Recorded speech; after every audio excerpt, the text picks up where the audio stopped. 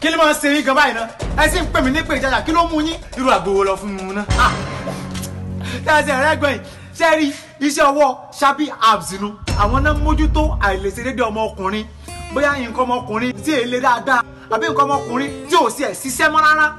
Àwọn la fi rán bí kábàyàn mójútó. Wọ́n tún ta káyámátá.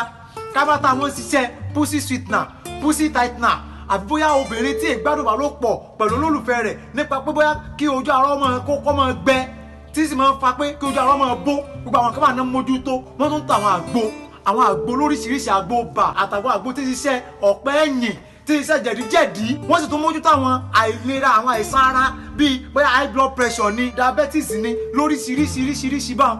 Kò síbi tẹ́ ẹ wà tẹ́ẹ̀ ti lè order fún product wọn. Pàápàá jùlọ ní Houston ní Texas. Kò pé méjì tẹ́ bá ń gbọ́ ṣadọ́là àwọn náà ń jẹ́ bẹ́ẹ̀ torí ilẹ̀ náà fi ń pè wọ́n ní ìyálájẹ ti Houston. Ẹ kàn sí wọn lórí business kí ni ilẹ̀ yìí náà ti gbọ́sẹ̀ wọn wò ilẹ̀ kan sára sí o. Àgbo wọn ń ṣiṣẹ́. Kí ló wá mú yín? Ọmọ tí mo torí ẹ lu àgbo kò wá mọ́. Ọmọ tẹ́ ẹ lu àgbo fún kò wá mọ́. Kò wá mọ́. Nǹkan láti ṣe yín o. Mẹ́wàá ṣe mí. Kí alẹ́ wọn fẹ́ ṣe báyìí. Owó ṣẹ̀kọ́ wá bá ń bomi wá nulẹ̀ wá bá ń bomi wá nulẹ̀. Kódà ẹ lọ́kọ̀ ẹgbẹ́ kó lójú ọ̀nà fún mi.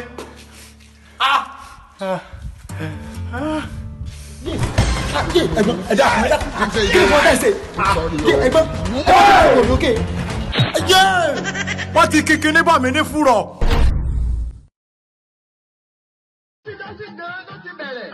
Láyé sí Aláàfin àtàtọ̀já tí wọ́n ń ṣe dúkù àbọ̀tẹ̀ tó gbóná. Bàbá Rámọ níṣẹ́ ọmọ òjábọ̀ ọṣẹ́ fún bàbá. Ìran ọmọ ajábọ̀. Ọmọ ìjà bẹ́ẹ̀ nílọrin kò wálé mọ́. Àwọn ọ̀yọ́ ọjọ́ òun ni mò ń wí o. Àsìkò ọ̀hún. A ó lẹ̀ ní bẹ lórí oyè tó já láàfin ọba alágbára bẹ́ẹ̀ ni. Àtọ̀já lọ́kọ láyà á lò. Ẹ káàárọ̀. Ó jó lórí ogun nígbà. Ẹ káàárọ̀. Ọ̀yọ́ ni mí, Ọ̀yọ́ nìran mi, Ààrẹ Almaroof lórúkọ mi tí mo jẹ́ kókó ọmọ Ọ̀yọ́ Aláàfin. N tí àwa bá dẹ̀ endorse nílùú Amẹ́ríkà yìí, Ọlọ́run nìkan ló kù tó máa sọ pé kò ní rí bẹ́ẹ̀, ẹ̀dá kan ò lè sọ. Sísítà mi kan máa wà ní Texas ní Dallas.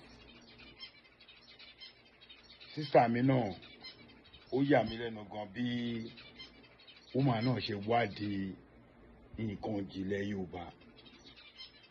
Ẹ wá sáré wá o, ẹ wo kíní, ẹ wo nígbà tí ó fi oògùn yìí lọ̀ mí fún àwọn ọkùnrin tíya yìí wá, ó ní mo ní bàbá àmọ́ ní àbúrò kí ló ṣẹlẹ̀, kí ni dádì ẹ ti ń lọ́ọ́lẹ̀ o. Wà ó ní dáàdi mi ẹ má ti jẹ́ kí kinní yín lọ́lẹ̀, ẹ jẹ́ ń fún yín lélẹ̀ kẹ́ gbọ́ṣẹ́ wò. Mo wá jẹ́ ẹnìkan tó yẹ pé èmi ò ń báyàn polówó nǹkan láì má jẹ́ pé mo gbọ́ iṣẹ́ wò.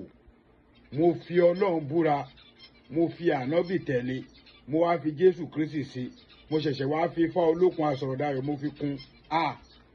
Ẹ patronize woman yìí o. Ṣé ti rí àgbo yìí?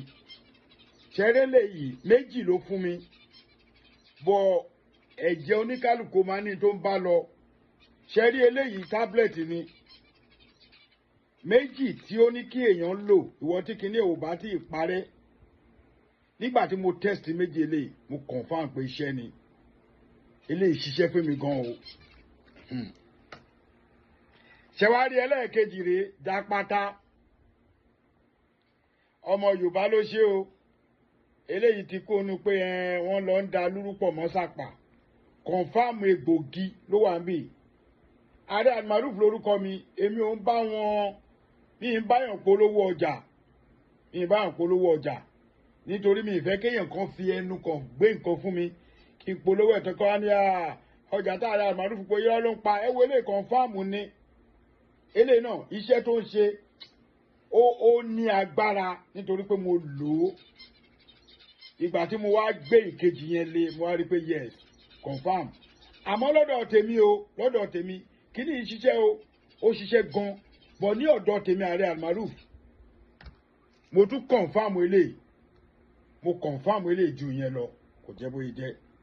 Ẹ tẹ̀lé woman yìí Dallas náà wà fóònù nọ́mbà ẹ̀ kò ń ṣe kankan tó pọ̀ tó lé ẹ wò ó ní Shabi app ní jẹ́ ń pè ní orúkọ tìlú wa Shabi app but Shabi app contact her níbo ni nọ́mbà yẹn wà ìwọ tó bá wà ní Nàìjíríà tó wà l'Amẹ́ríkà tó wà ní Dubai tó wà ní London kò le rárá ó ń deliver worldwide ẹ kàn lọ sí +1 281 924 274 +1 281 924 274 Shabi app òun ló lè ṣe.